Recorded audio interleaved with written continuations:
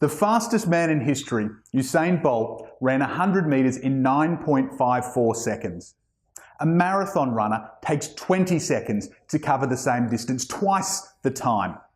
But they do 422 of them in a row.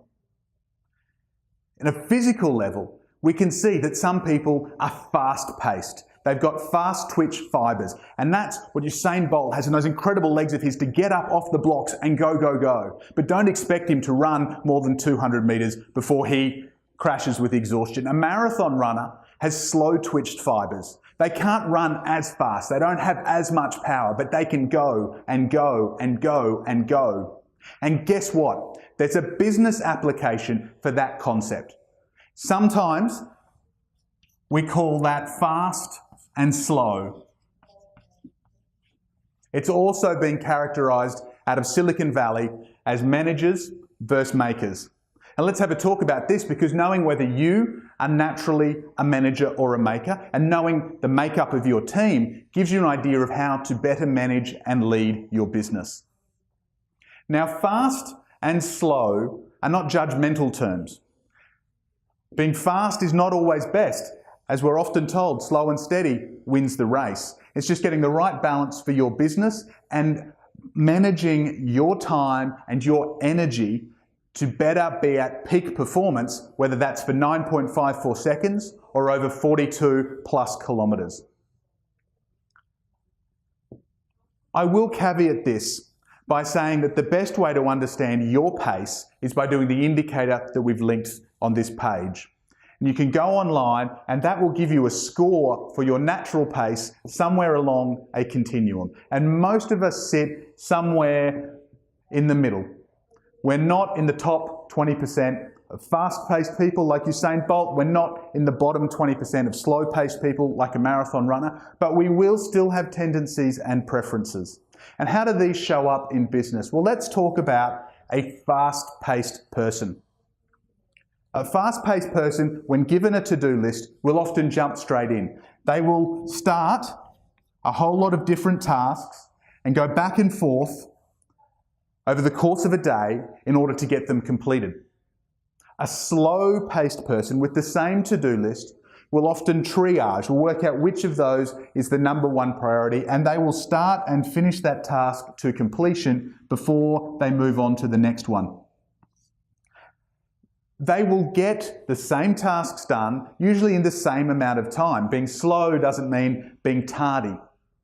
It's just a much more methodical process. And if you interrupt a slow person, if you try and get them to bounce between tasks, they will be far less efficient.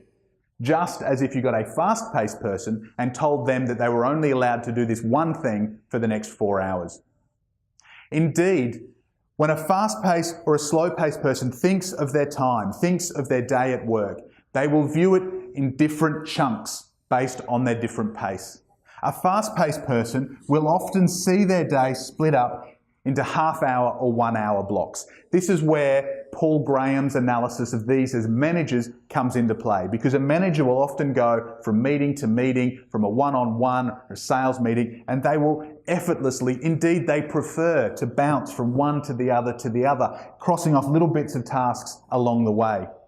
The slower paced person, and this is me, I actually sit here. I am one of the rare bottom 20% for slow. I definitely empathise with the maker time, and I see my day in half-day blocks. I have a morning and I have an afternoon. It's why most of my coaching sessions with clients run for half a day.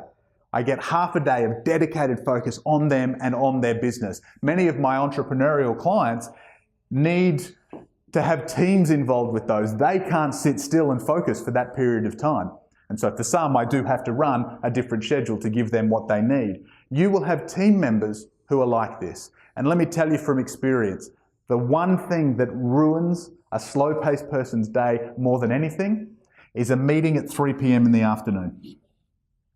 Because we will spend the entire day with the back of our mind going, don't forget that meeting, don't forget that meeting, 3 p.m, you've only got 4 hours until that shows up. And if you're empathizing and nodding along going, that's my reality, congratulations, you're a slow-paced person, welcome to the club. If you are laughing at how ridiculous I sound, well, congratulations, you're a fast-paced person. Which is better?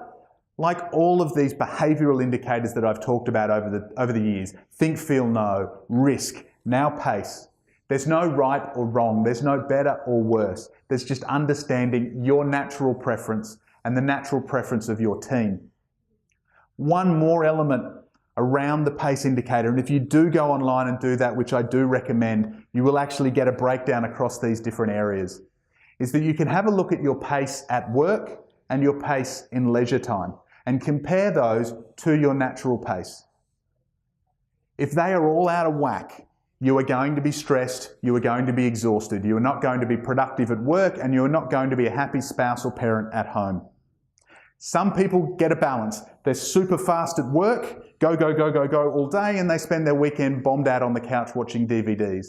Or vice versa, they've got a pretty boring, mundane job, but on the weekends they go skydiving, and they get a balance from that. For most of us, it's about trying to cluster those three, our natural, our work, and our leisure, so that we're never being pulled too far, we're never being pushed to be too fast or to be too slow, to be out of tune with our energy.